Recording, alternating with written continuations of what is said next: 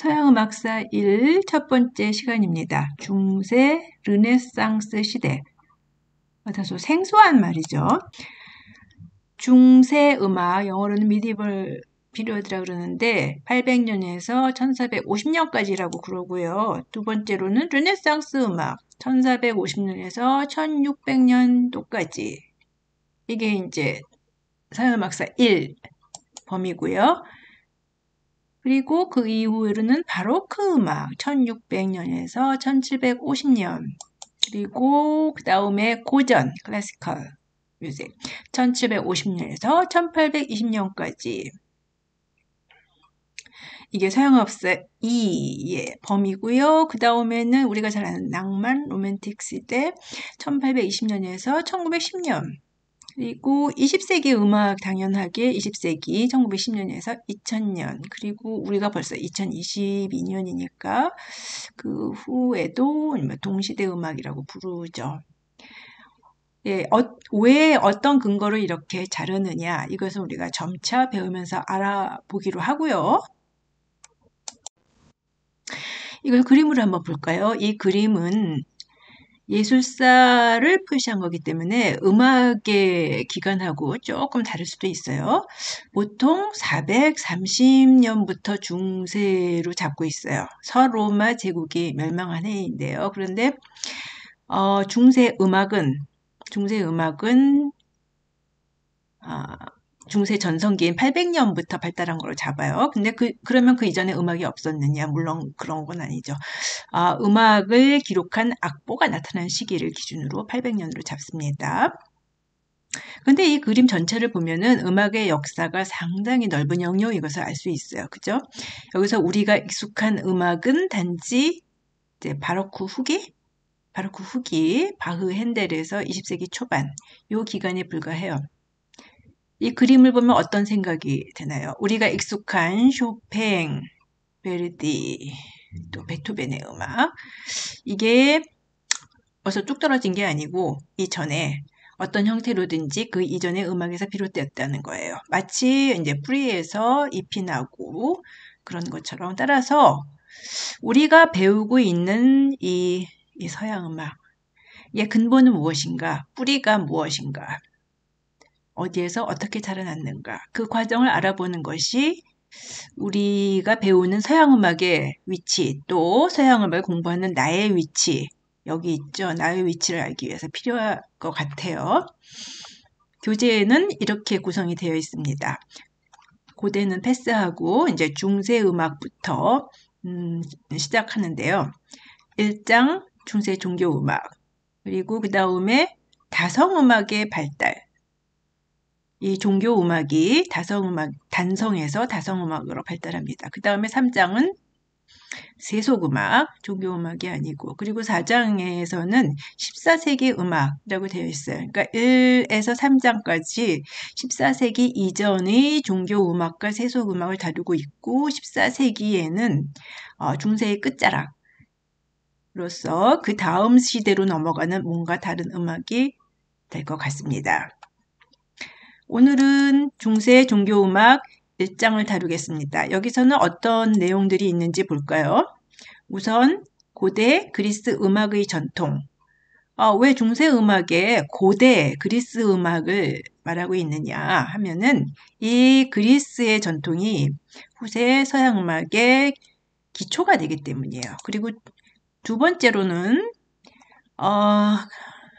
그리스 음악의 전통을 이어받은 중세 교회 음악으로 평성가와 그레고리오 성가, 이런 말이 나와요. 이게 1장의 가장 중요한 부분이에요. 그리고 이 그레고리오 성가가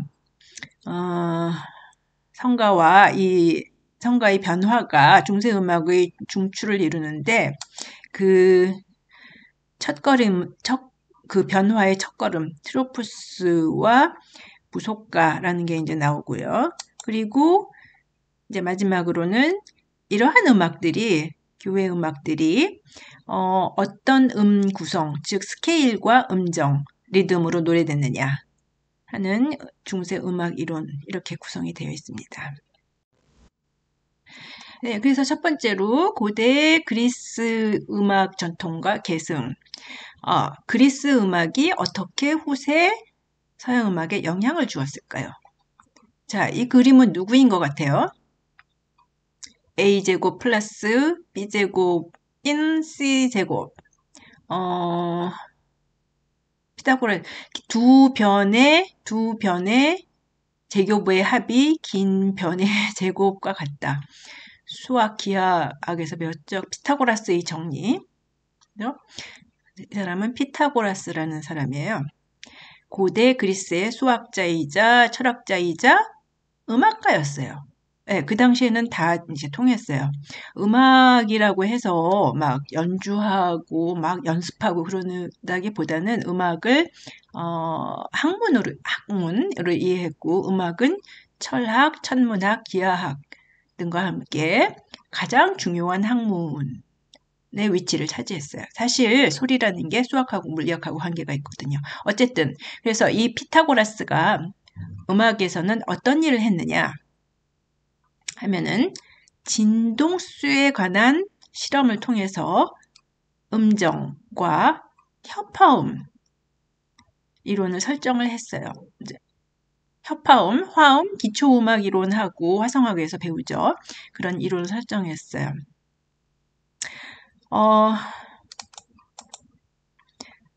당시 피타고라스에 대해서 이런 그림이 이제 있어요. 피타고라스가 이렇게 대장간을 지나가다가 사람들이 망치로 새를 두드리는데 똑같은 새를 두드리는데 높이가 뚱띵 하고 막 다르거든요. 그래서 왜 그럴까 의아하게 생각해갖고 무게를 달아보니까 망치가 무거우면은 낮은 소리가 나고 가벼우면은 높은 소리가 나더라. 그러니까 질량과 관련이 있다. 근데 질량은 크게 관련이 없고요. 그래서 이런 실험도 해봤다는 거죠. 이런 실험 많이 하죠. 병에다가 물 담아갖고. 그러니까 물이 많이 담겨 있으면은 진동수가 많지 않으니까 낮은 소리가 나고 물이 없으면은 이제 유리컵이 많이 떨리니까 진동이 많으니까 높은 소리가 난다. 또 이렇게 이런 것도 해봤어요. 줄을 튕기는데 요 줄 길이의 반을 딱 잡아서 요 길이의 반을 딱 잡아서 해보니까 비슷한 높이의 소리가 나더라. 딴딴 이렇게 거의 비슷한 소리가 나더라.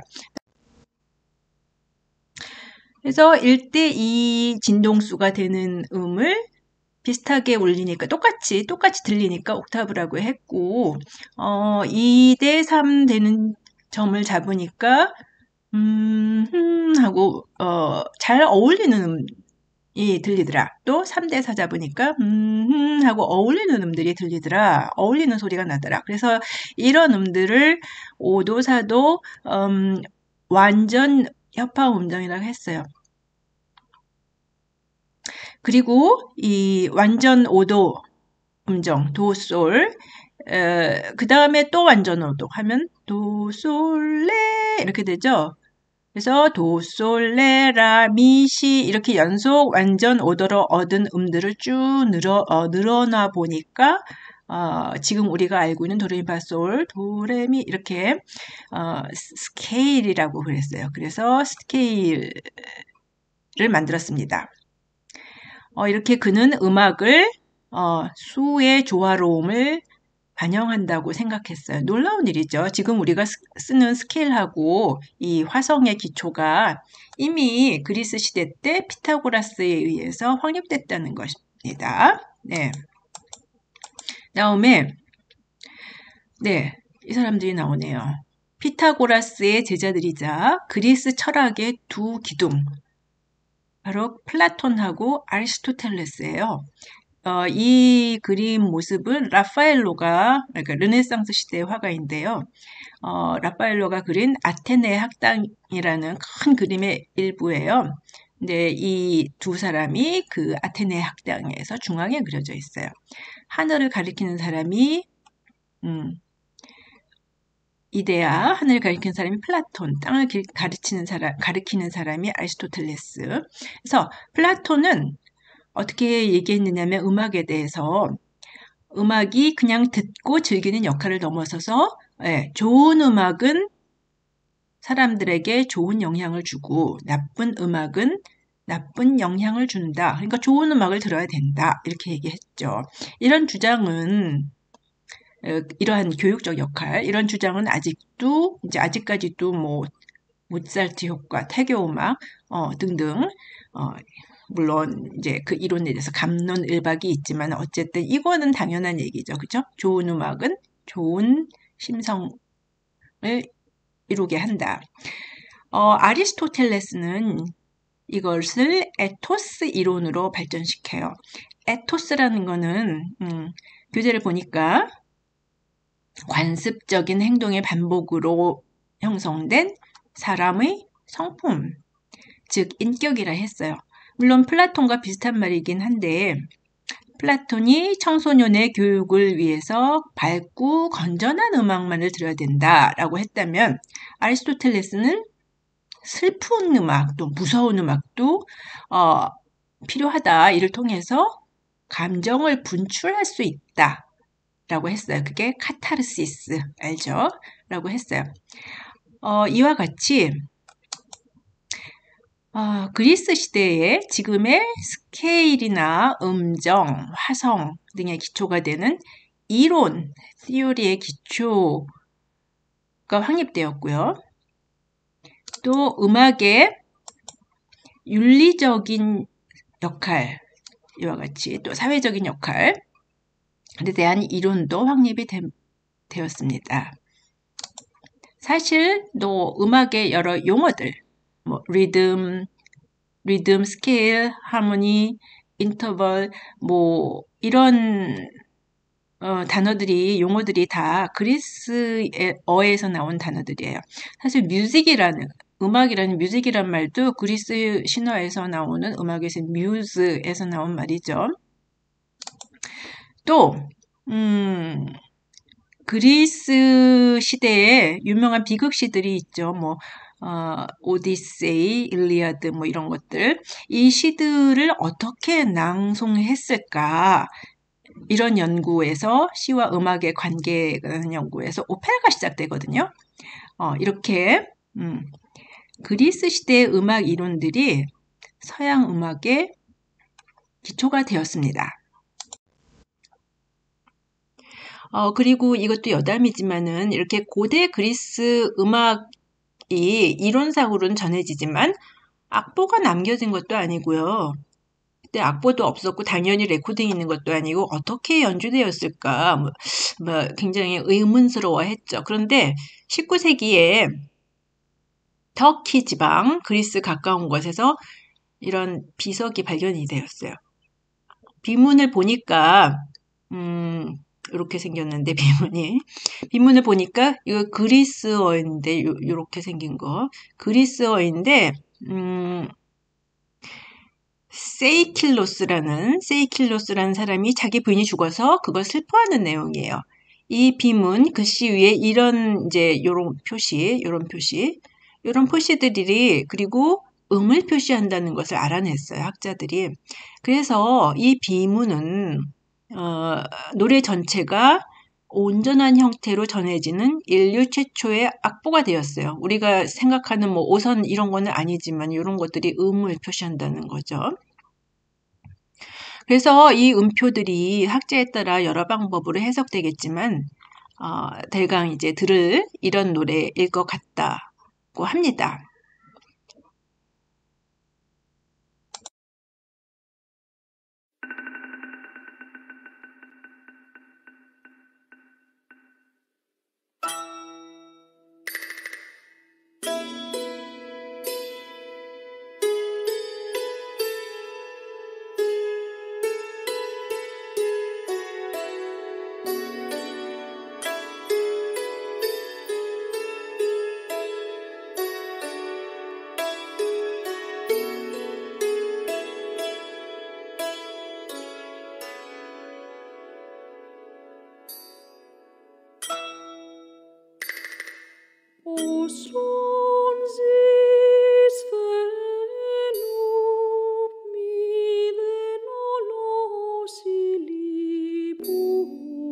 Προσολίγων αισθητόζην,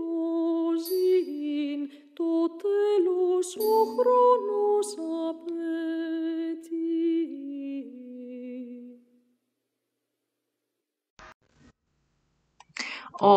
들어봤지만 약간 오음음계 같이 그리스 음계를 들을 수 있는데 이 그리스 음계 스케일이 중세 음계에 또 기초가 되어요.